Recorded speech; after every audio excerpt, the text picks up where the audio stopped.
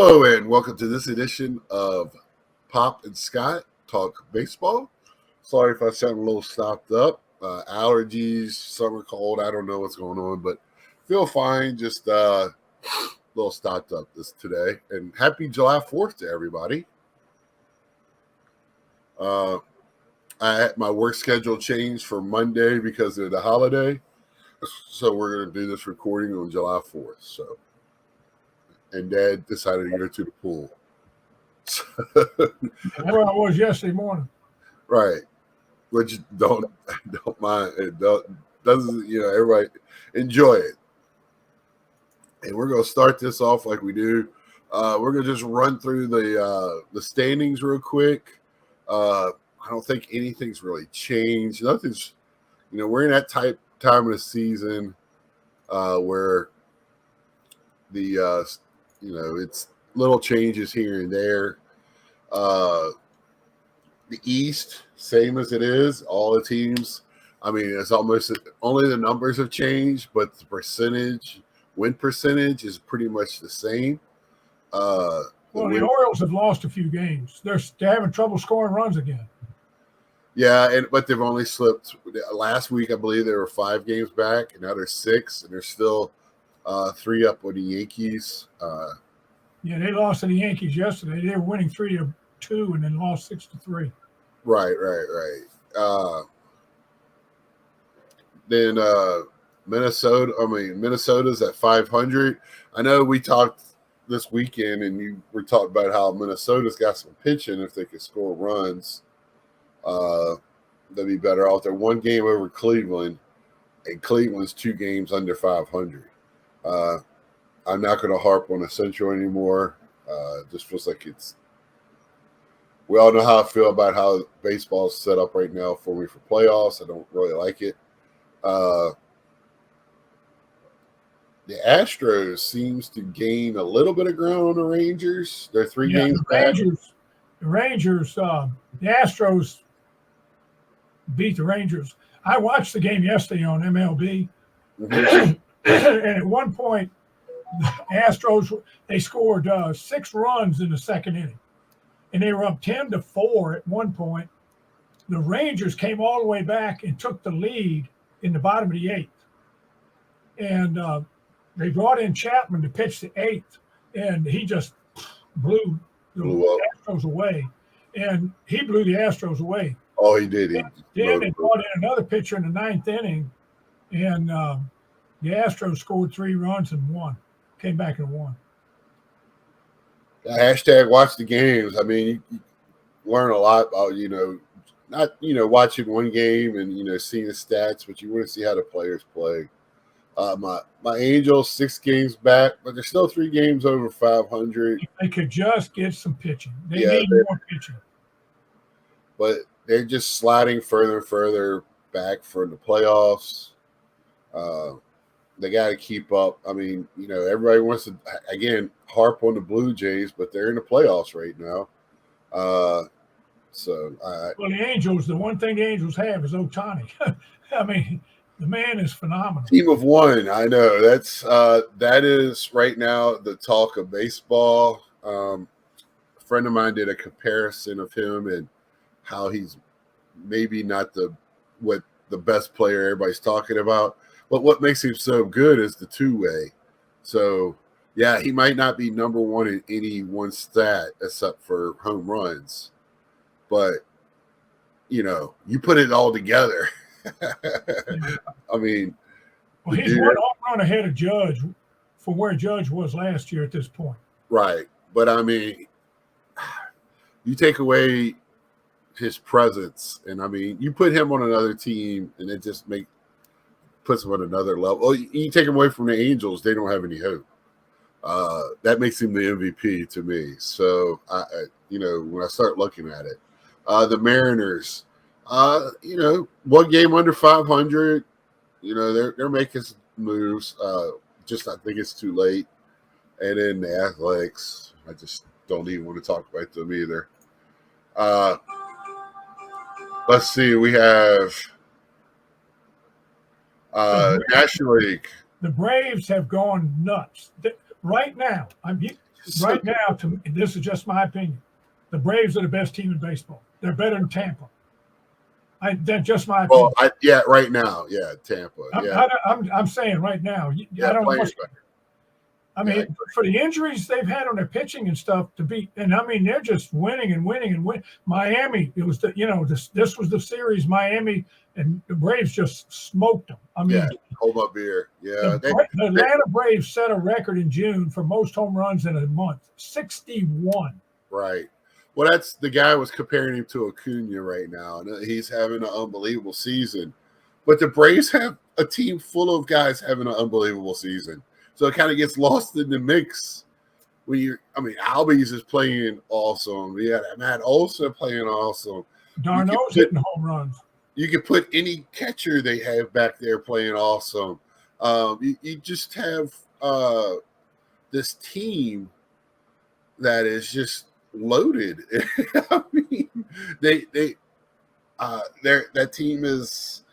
They should win a trophy for the front office. They should win a trophy for their players. The minor league system, that team is just built right. And I mean, everybody wants to talk about their juggernaut of a team they had in the 90s. This team, to me, is better. Oh, yeah. From hitting to front office to the way the minor league's set up. You just don't know when this team's going to lose again. And they've got their core players signed. Right. And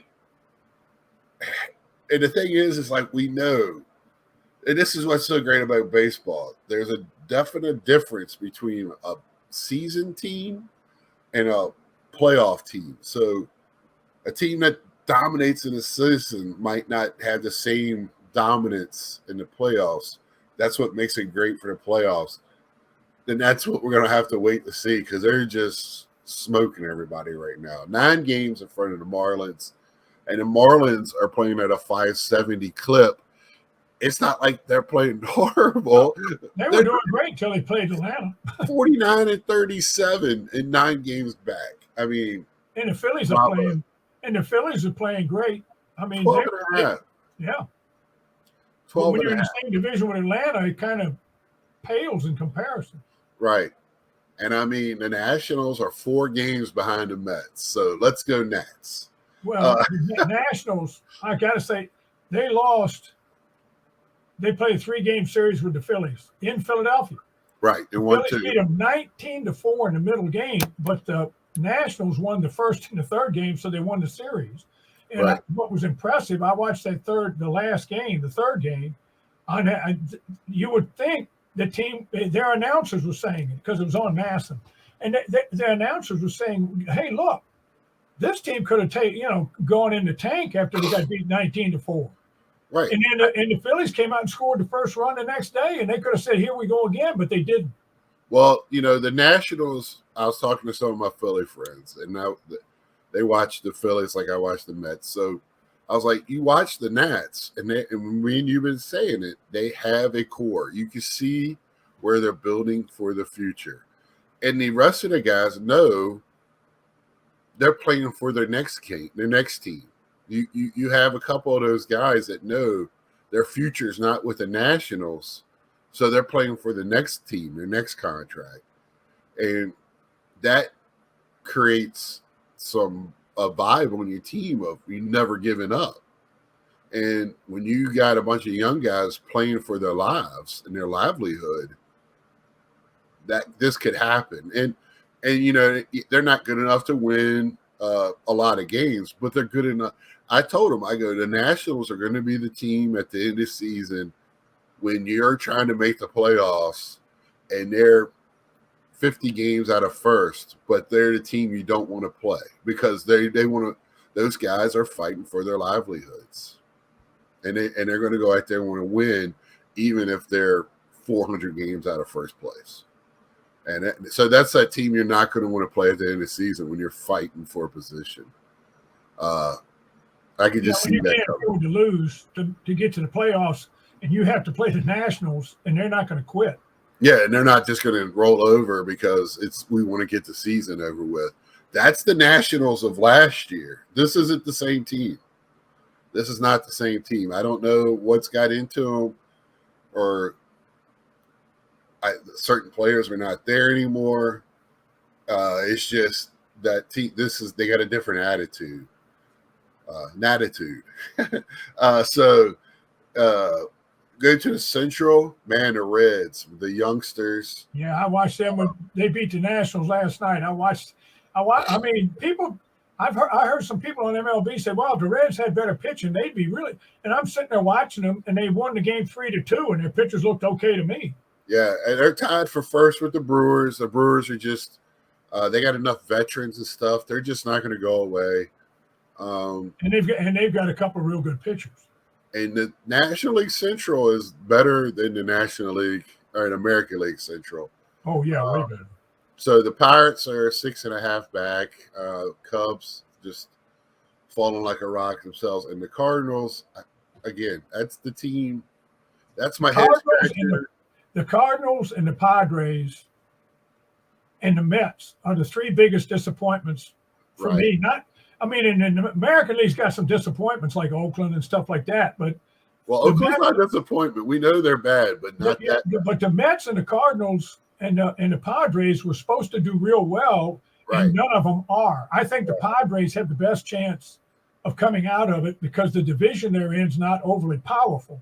But I mean, the Dodgers are okay, and we'll get to the West in just a minute. But the Cardinals, they're not going to catch the Reds or the Brewers. No way. No, and the Mets, and they're the worst. About them turning it around, I just don't think they don't have enough in their tank to catch the Braves. I don't think. No, and they're looking when you talk about the Mets, and I didn't want to touch on it because I just wanted to. They won a couple of games. They won their first series in a month and a half or something stupid. But they're going to be sellers, and it's going to be interesting to see what they do, or if they do anything. I mean, you hear rumors that they're approaching Scherzer to hopefully pick some teams he wants to go to, waive his no trade clause. I think Verlander might be in the same situation, because I think they know they made a mistake, but other teams could use those guys down the stretch and in the playoffs. So they're not a first or two, even though they've had some good games. Verlander had a great game over the weekend. Scherzer's had some great outings. They just can't score runs consistently enough. But anyway, we skipped them, and I wanted to skip them. The Cardinals, to me, is a head scratcher, like I said. Then you go to the West, the Diamondbacks, who's fast becoming my team. I'm pulling for them and the Marlins. I like them, the Marlins, and the Angels. I really like those three teams. I want to see them be successful. Right, and I kind of want to see the Reds just because of the Reds too. Yeah, the history of that team. It's fun to see those teams. I just don't like the Dodgers. Dodgers are Yankees are 1A and Dodgers are 1B for me, for teams I don't like. So the Giants made some noise. They're fighting at 541 win percentage, ties them for the last playoff spot, the way it looks right now. So they would be in the Padres at 459. I thought they were making a move, but they're going to have to go on a serious win, like win 10 out of 12, 18 out of 20 to make some noise now. They're 11 games back, 459 win percentage. And the Diamondbacks are really a good team. Yeah, the Diamondbacks are just not going to fold up and go. I don't see a collapse coming. I think they have too good of pitching, too good of coaching staff to let that happen. And Corbin Carroll is the real deal, rookie out there. If you haven't had I know Diamondbacks are not a fun, a favorite team to watch, but if somehow you have MLB and they're on a game and you get a chance to watch Corbin Carroll play, take that advantage and do it, because he is good. He is if he doesn't have the strongest arm in the world, so that doesn't make him a 5-tool guy, but the other 4 tools are real good. Right. He is a 2012. He's going to probably be a 25-25 guy this year with a possibility of being 30-30 or maybe even 40-40 guy with steals and home runs.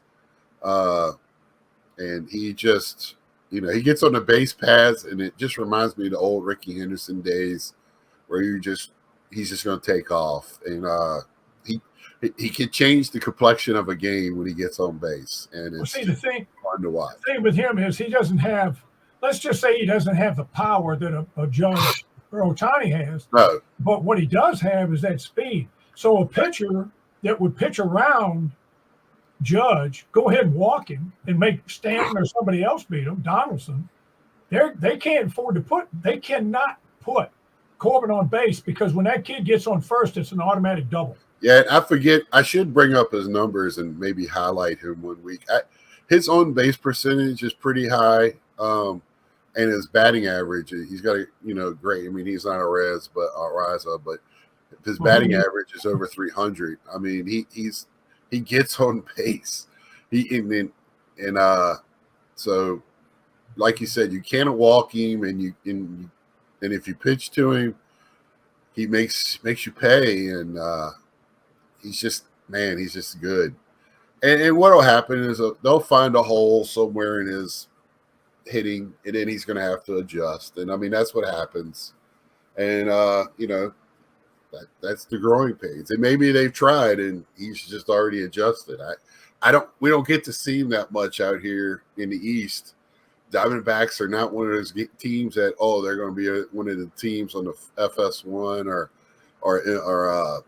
ESPN or whatever for the TBS game of the week. It's usually they're going to pick the big city teams to show, and you just. Well, I mean, the NFL is the only professional sport that can show any 2 teams on their Sunday night package, and they'll have a great audience. Right. Whereas is in NBA, the NFL, I mean the baseball and the NBA, and then to a certain extent the National Hockey League, you have to have premier city teams like the Mets, like the Yankees, like the Dodgers, like the Red Sox, like the Cubs, so that they have the Angels. They want those big cities so they get to maximize their television viewership. You can show the Pittsburgh Steelers playing the Tennessee Titans on Sunday Night Football, and you're going to have a large viewership. Yeah, it's going to be one of the top 5 programs rated. Right, and that's very true. And then the Rockies, to me, are the Rockies, and we're going to talk more about the Rockies later in the show, because we have to talk about every team. So. We don't have to. It's my show. I can do whatever I want. But we decided to talk about every team, so we will have to talk about them. That is the standings. Like I said, no major shakeups. You got the Brewers, not going away in the Central, and everybody else. I mean, this is why they play 162 games, to make the cream comes through the crop. It's a game of numbers. And to make those numbers make sense, you have to have a sampling size. And 162 is where at. I feel like 158, 154 probably be better for them. And with the bigger, and now that they have expanded the playoffs with no divisions, but that's just me. I don't have a say in what they do. But any stories for the week, Dad? Anything jump out at you, or since our last taping, the big story was the perfect game. I mean that was the story. That was the big story, and I think there's 61 home runs for a team in 1 month. That's pretty outstanding. You're averaging 2 home runs a day. I mean that's but the perfect game. And I'm not going to try to pronounce his last name because I don't want to do the. I think Geronimo. I think that's Jermaine or German or. Oh, Jermaine. Yeah, Hermaine. Yeah. I can't. I don't want to do him a disservice by mispronouncing his name because the kid pitched a fantastic game. Right. I mean, to me, just for him to have a complete game is an oddity, much less a perfect game. And you know, one of my buddies told me, he said, "Well, you don't like the Yankees." And I said, "I don't know. That has nothing to do with it. A perfect game is a perfect game. I don't care who it is and what team he's on. You know, I came home from school in 1956 to watch my Dodgers, the Brooklyn Dodgers, play the New York Yankees in the sixth game of the World Series. And when I walked home from school, from elementary school, I could see the last couple of innings because all the games were played during the day then. And I got in there and I saw the last two innings, and Don Larson completed his perfect game for the Yankees in the 1956 World Series. So I was a Yankee, but I mean, I still saw the right. This is something that just the perfect game is one of the hardest things in baseball to have. I've seen the numbers for it. I don't know how many strikeouts he had. That's what I was kind of looking out for now. But Domingo, I pulled this up because I was like, wait a minute, let me see. So is Domingo German if you're white like us? But I think it's Herman. Something like that. Because I know the G. I took 2 years of Spanish, and I took 3. I mean, 8,000 years ago, and so there you have it. And like you said, the man needs all the respect in the world. But I'm sitting here just looking at the headline. This man, I forgot like his background, domestic violence to ejections for his sticky substance, and he throws his perfect game. Yeah, and I mean, that's you know, that's not lost on me. But on the other hand, you can't take away the perfect game. Right, and I mean, you know, everybody has skeletons. I mean, he could have grew up. I mean, you know, you can't take that away from him. I was trying to find a stat how many strikeouts he had, because the strikeouts is like when like Clemens or somebody throws a no-hitter with 20 strikeouts, that's pretty special. But when you throw it with 2 strikeouts, it's kind of like, well, your defense showed up. And then when you don't walk anybody in today's game, not walking anybody is tremendous. Not walking anybody, and the more strikeouts you have, that's more of a chance, less of a chance of an error being made or a ball squirting through or something. The strikeouts really help a pitcher when he's trying to pitch a no-hitter or a perfect game, because it eliminates bad things that can happen. Right. And then the next night, I think somebody came within 4 outs of throwing a no-hitter. And this is what happens every year. It happens in like clumps. And somebody else told me, well, he did it against Oakland. Last time I looked, Oakland was in the major leagues. I don't care what their record is. I don't care if he did it against a minor league team. You know, the next night on the first pitch, the kid from Oakland got a base hit to center field. So right.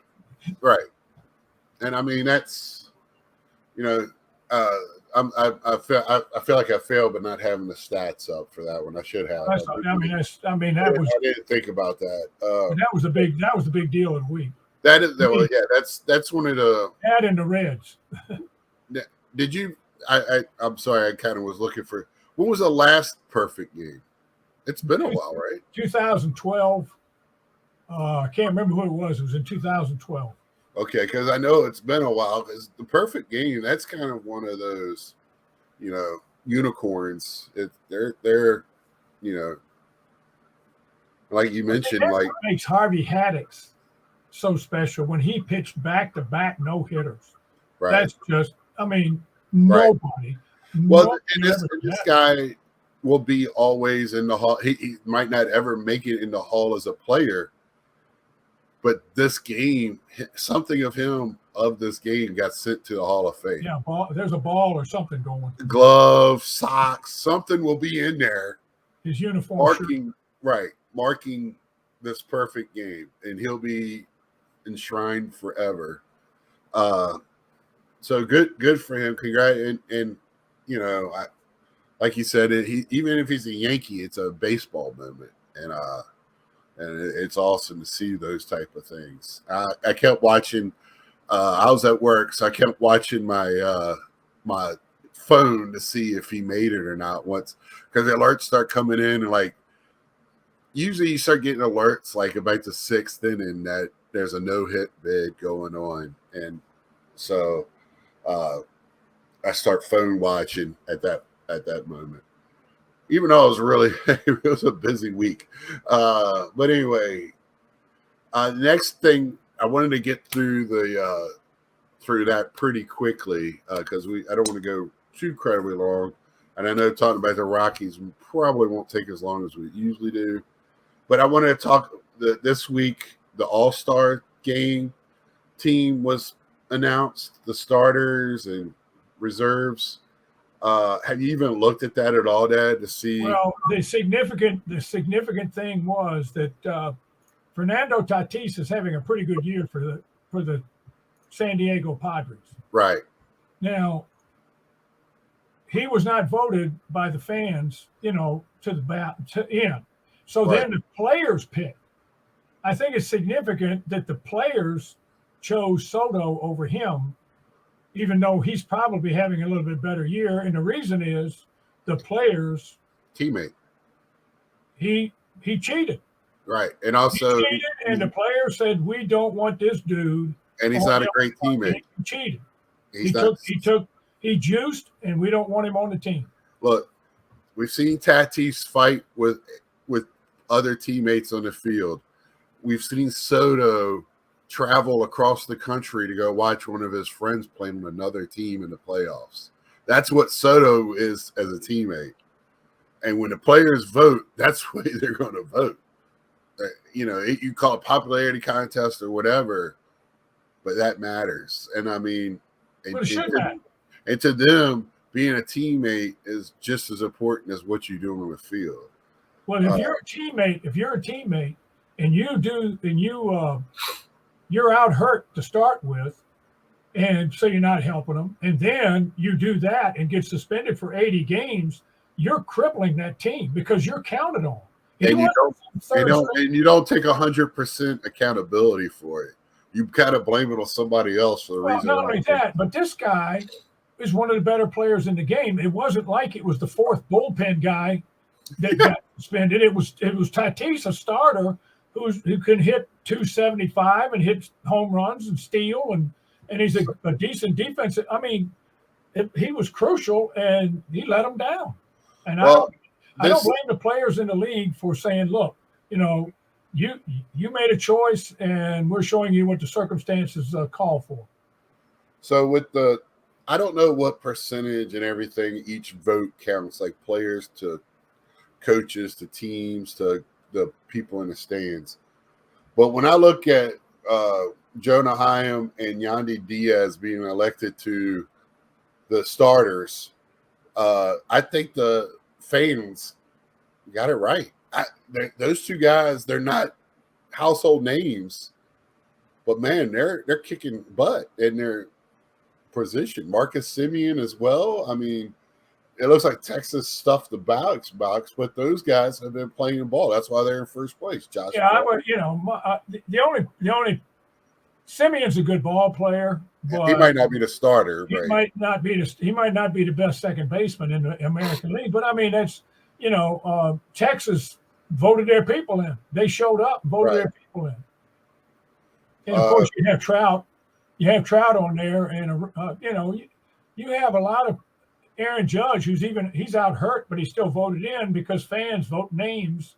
Right. Sometimes, but when they when he was playing, he was top of the game. He was crushing it. Yeah, and Randy Rosarena's having a great year. Trout gets in because he's Trout, right? Trout gets in because of what he's done, not what he's doing. Right. He's not having a year he's having a good year, but not by his standards. He's not having a great year. And I think other outfielders are probably having a better season than he is in the American League. Then you have the reserves, which I love. I mean, Salvi, he should make the list because he's Salvi. He's done it. He's one of those players that should do it out of respect for what he's done, maybe not what he's doing. But he's having a great season.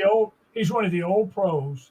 And it's just like all the All-Star games I've ever watched, they used to they on the reserves, they bring in the guys. Right. Like when Ted Williams was past his prime and wasn't making the All-Star team as a starter, because the players were voting it then. The players and managers voted for the players back when I was a kid. Right. And so they voted, and he might not make it as a starter because he wasn't as good as somebody else, but he made it as a reserve because Right. he came out there and he took his bow and tipped his cap and got his ovation before the. I mean, it was. And in the All-Star game, at a certain point, people want to see the greats Exactly. of the game, and that might not necessarily mean the best players at the time. Cal Ripken's last year. Yeah, and that's sad to say, but it's the truth. I love Adley Rushman in there. Adley just doing it. You would like to see maybe a little bit more Baltimore, but Austin Hayes having a good season. With Merrifield, Toronto. With Merrifield in there, I'm kind of questioning that. Bo Bichette. I kind of questioned both of those a little bit. Luis Roberts having an awesome year on a bad team. On a team that's playing badly, I should say. I can't say bad team. Yordan Alvarez is just a man among men. Just a man among boys, I should say. Adalis Garcia, he's having a good year. Another one. He had a big day yesterday. He's the one that brought him back. He was instrumental in bringing them back in that game against Houston. Yeah, and then Brent Rooker. So Oakland's got to have somebody. They've got to have somebody on there. Yeah, and Brent Rooker is having a decent season. This man has got the cojones enough to wear 25 for the A's. So let's put him on there. Yeah. You wear number 25 for the A's, which is Mark McGwire's number. You better do something. Pitchers, Shohei at the top, Garrett Cole, Luis Castillo, Sonny Gray. Sonny Gray's not having a bad year. Nathan Eovaldi. He turned his career around when he went from Boston to Texas. Right. And then Gossman, who's having McClanahan, which is awesome. The other Tampa pitcher would have made it if he wasn't hurt. Framber Valdez, Lorenzen on there. Jansen, Clase, Batista for the two relievers for Baltimore. Batista and Cano. What they say, the mountain and whatever, the rock or whatever they're calling them. Just having awesome seasons. Then we'll go to the National League. Sean Murphy, Atlanta. Freddie Freeman, Arenado, Arcia, Acuna, Betts, Corbin Carroll, and JD Martinez for the Dodgers. There's another guy that resurrected his career. Who, JD? Went from Boston to LA, and he's having a great year. Yeah, and the funny thing is him and Betts are playing together in the Dodgers. And if anybody remembers, the reason why the Betts went to the Dodgers is because JD Martinez opted to take his option and stay with Boston. Yeah. So Boston couldn't pay both of them. So and then they both ended up with the Dodgers. So I'm wondering if that was a back. Hey, we're going to sit here in the back and talk about this for a minute. How to work this out? Yeah. How we can both get paid and later maybe play. I mean, that's kind of funny. But, how do you squabble with any of those? What are you going to do when you have Freddie Freeman and Matt Olson? I mean, those two guys, the first baseman, they're both having fantastic years. Right, and you got and this is when I got to speak up for my man Pete Alonso. Pete Alonso, yeah, he missed 2 or 3 weeks, and he's one behind the home run lead, and he's actually, for him, I think he's batting like 250-ish at the plate, which for a power hitter, that's not bad. I mean, not everybody could be have 300 lines. So I first base is National League is tough. You also have Goldschmidt in St. Louis. So,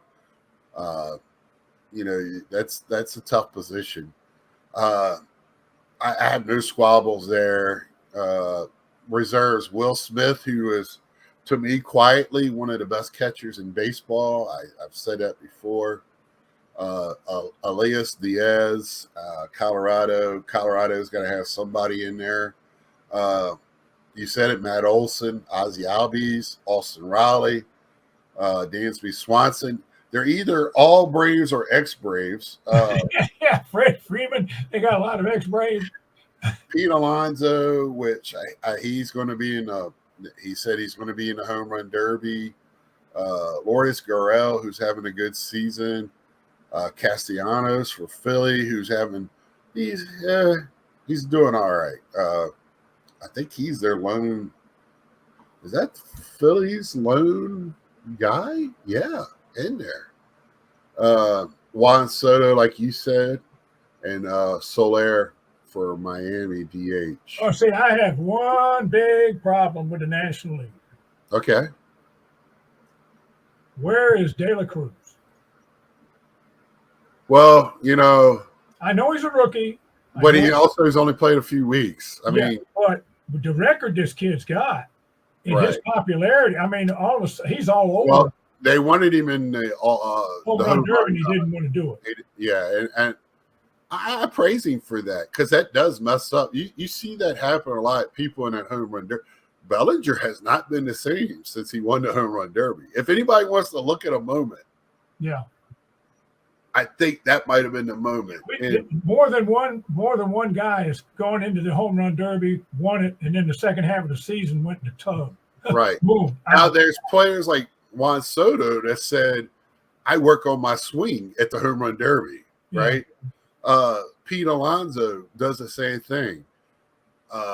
But some guys, they either get in their head, that's the player now they are, or they adjust their swing and then they can't get it. I don't know what happens, and I wish I did, because then I probably wouldn't be doing this. I'd be on a major channel somewhere, could be talking about it, or fired by ESPN this week. But anyway, I look at points like that, and you kind of can hark at that one moment and like, oh, that might have something to do with it.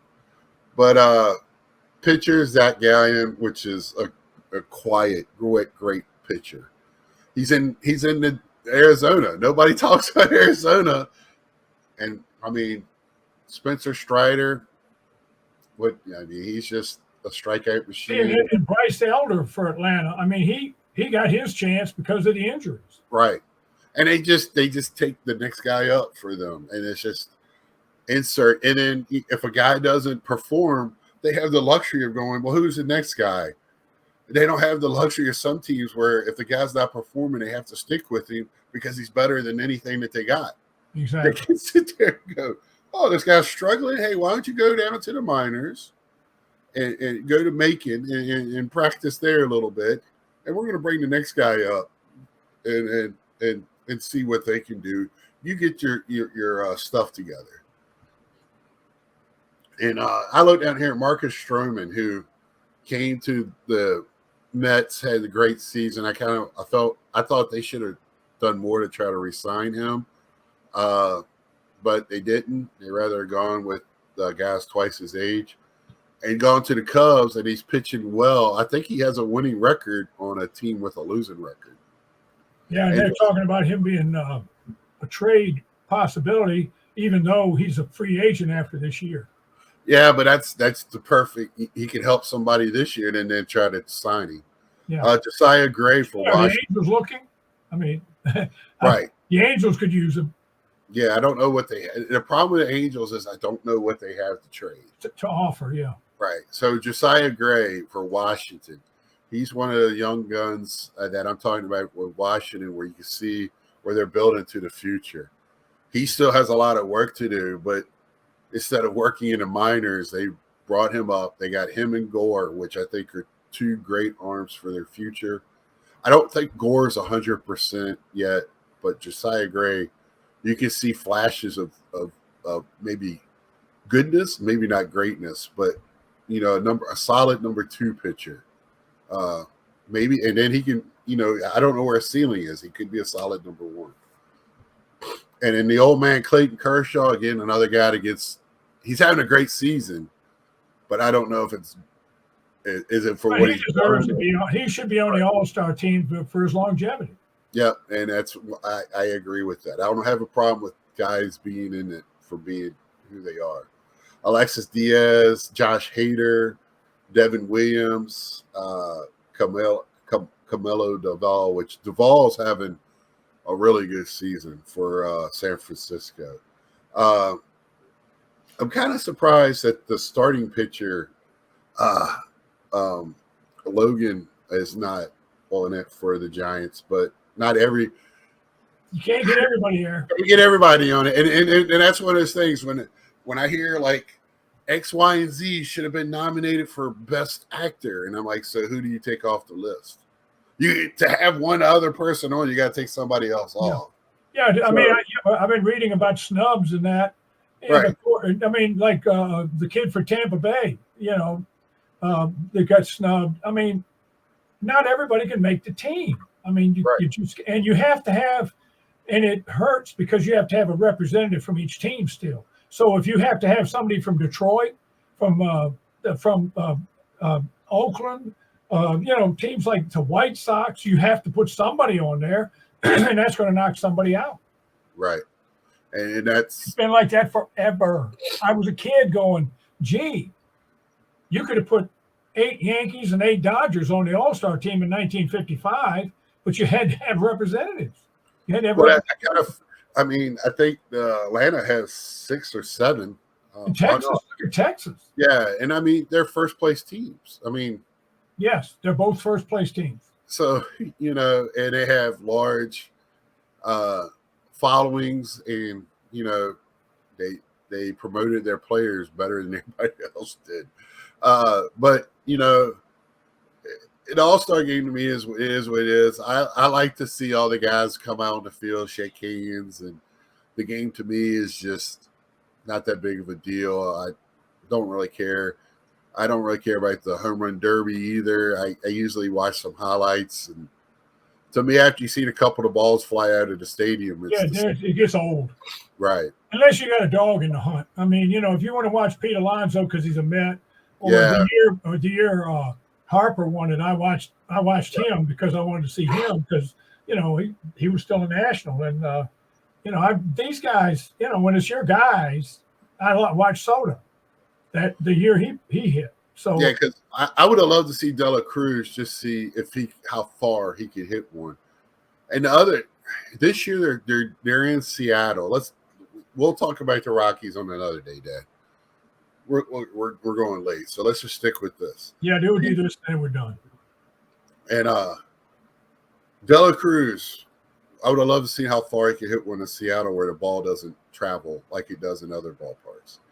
The home run derby this year are not, unless they're pumping helium into the stadium. I don't know how many they're going to hit as many as usual because Seattle's a tough ballpark. It's spacious. It's not a home run hitting ballpark. It's a pitcher's park. Right. Like San Francisco. Right. But, these guys are monsters. It ain't like even in the golden era, you're gonna find enough monsters to hit home runs. But what I was gonna say was when you have lineups like they had now where the 9th place batter is, can hit, 15, 20 home runs. It's a little bit different game. But I'm interested just to see. I want to see him announced. I like to see the different uniforms on the same field, all the different hats. I've ordered my All-Star hat already. For the Mets because Pete's in it, and Pete's. I think he's the only Met, and he's deservedly so the only Met. So, like you said, only so many players can be on it. And any last words on the selection, or no? I mean, just nope. Any last words overall? Because I think we covered the lineup, and then next week we'll do since it's the All-Star game weekend, we'll do the history of the All-Star game. And then we'll come back to the Rockies ain't going nowhere. They'll be there later. So for me, I didn't get to watch nearly as much baseball as I would love to, but this to me, a lot of people think this is the grind of the season. It is. Well, they talk about the dog days of August. That's about the dog. After the All-Star break, it gets kind of you'll see a lot of for about a month. I think it gets kind of blasé to a lot of people. It's just an everyday thing. Not everybody's like us. I know in your household every day there's a ball game on, even if it's just on in the background. I like to try to do the same thing. It's just with my work schedule, it's tough to do. But I just employ people. Watch the games, watch some highlights, see the players. There's more to these guys than numbers on pages. There's, I know this day and age of war and all these other numbers, that they have, we get lost in that. But there's still something to eye appeal and just watching the players and getting a feel of them. I am still a little old school when it comes to that. Numbers do speak a lot to what they do, but like I said, watching Corbin Carroll and seeing numbers are two different things. Watching De La Cruz hit and his swing, and just he's not doing the same thing he was when he first started. Maybe the pitchers have figured him out a little bit, but man, he's a fun guy to watch. And he's not the only one on that team. That's a fun team to watch. They got Benson. They got a bunch. They got a bunch of. That's a fun team, and I just want people, you don't have to sit down and like watch every pitch, or just have it on in the background, or whatever. Enjoy the games. So until next time, like, share, tell a friend, leave us comments, questions. Do you agree on the All-Star game nominees? Should one of your players be in it? Can you tell us why? Love to hear why your player should be in and another player should be out. And I don't mean that in tongue in cheek. I mean that in all seriousness, because, I can't see every player play every game. So until next time, see ya.